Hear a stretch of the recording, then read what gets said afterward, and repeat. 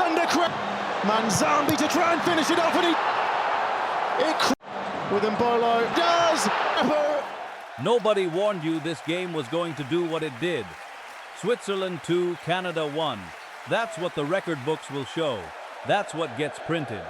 But if you were watching this match, truly watching it, you already know that 3 digits on a scoreboard cannot possibly capture what happened inside BC Place on the night of June 24th, 2026.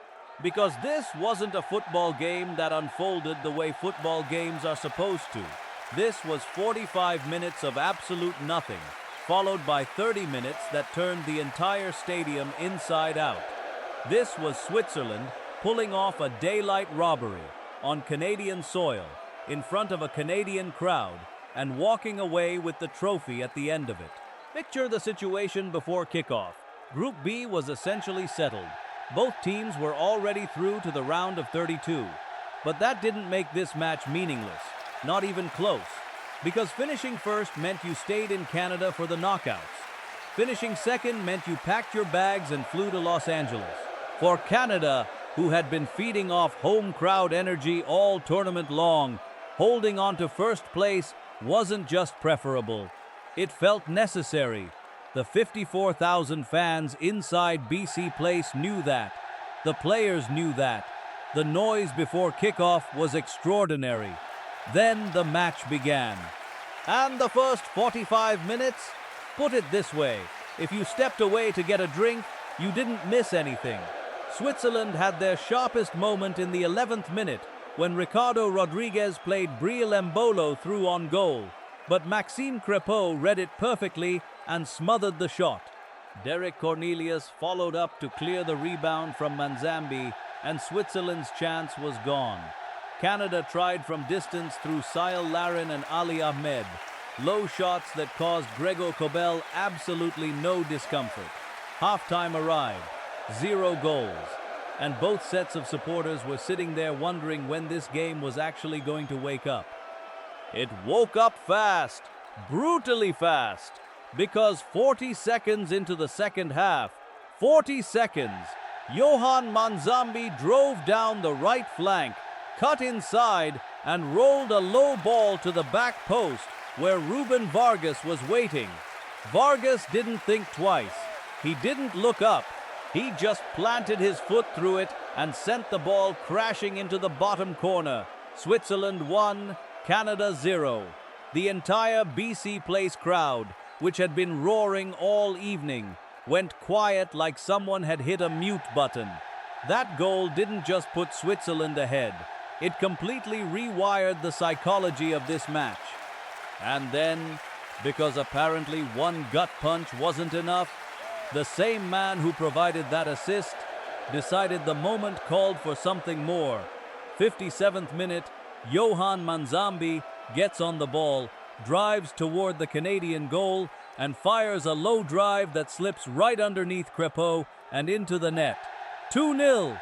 And here's the number that puts that goal in full context. That was Manzambi's 3rd goal of this World Cup. 3rd, from a 20-year-old.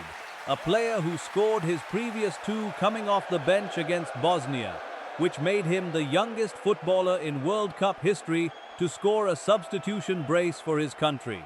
Johan Manzambi is not just a player to watch. He is a player the world needs to start taking seriously right now. 2 goals down, home crowd stunned into near silence. 60-plus minutes of football producing nothing, and then 11 minutes of the second half producing a 2-goal deficit. For Canada, this was the moment that should have broken them. This was the moment when most teams accept the result and manage the damage. But Canada didn't do that, because this generation of Canadian football doesn't know how to do that. 74th minute, Jesse Marsch sends on Promise David. The substitute jogs onto the pitch. He hasn't been near the ball. He has had no time to read the game, no time to find his rhythm, no time to settle. And then, within 2 minutes of pulling on his boots, a cross comes into the box, and Promise David meets it with a volley on his very first touch. His absolute first contact with the ball in this match. And it's a goal. Canada 1, Switzerland 2. The stadium detonated. Every single person who had gone quiet moments ago was suddenly on their feet screaming, and BC Place became the loudest it had been all night. What followed was an absolute siege. Canada poured forward. They pressed high. They won second balls. They created chance after chance.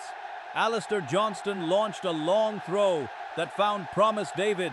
Gregor Kobel gathered it. David got onto the end of a late cross with his head.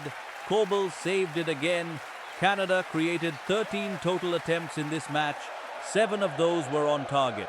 Switzerland, in comparison, managed only 6 total attempts with 4 on target. Think about what that tells you. Canada were the more dangerous team across this match. They created more, they threatened more, and their expected goals figure, the statistical measure of chance quality, came out at 1.34 against Switzerland's 1.06. By the numbers, Canada deserved to at least draw this game. But football has never cared much for what you deserved. Switzerland protected their lead. Kobel made the saves when they mattered. And when the final whistle blew, it was the Swiss who celebrated, because they had taken their 2 chances in an 11-minute window, converted both of them clinically, and held on through everything Canada threw at them afterward. The implications are significant for both sides.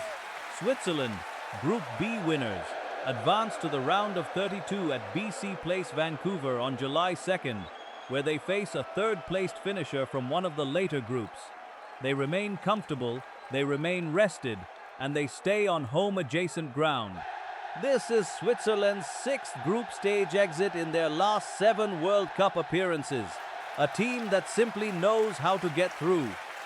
Canada, dropping to 2nd place, must now travel south to Los Angeles for a round of 32 clash on June 28th against the Group A runner-up, most likely South Korea, though the Czech Republic and South Africa are still in contention.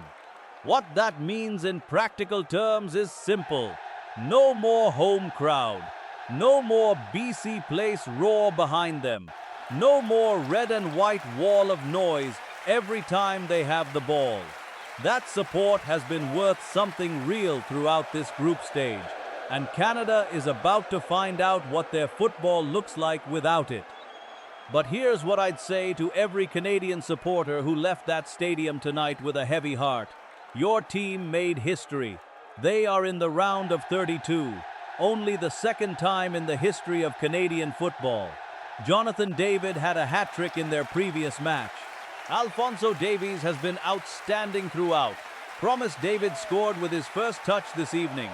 This squad has quality that the scoreline tonight doesn't reflect. And if you think the story ends in Los Angeles, you haven't been paying attention. Switzerland took 1st place. Canada march on. Both teams are dangerous. Both teams are through.